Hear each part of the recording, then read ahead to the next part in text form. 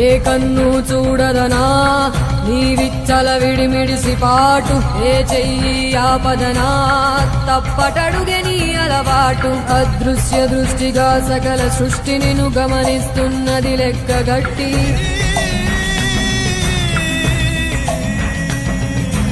ఎంత బతుకు నీదెంత బతుకువో గుప్పెడు మెతుకుల కడుపు కొరకు ఎన్నాటలు వేటలు అవసరమా మనుజా మనుజా. ఏ మారిక నిన్ను కబళిస్తుందిర మాయదారి పంజా,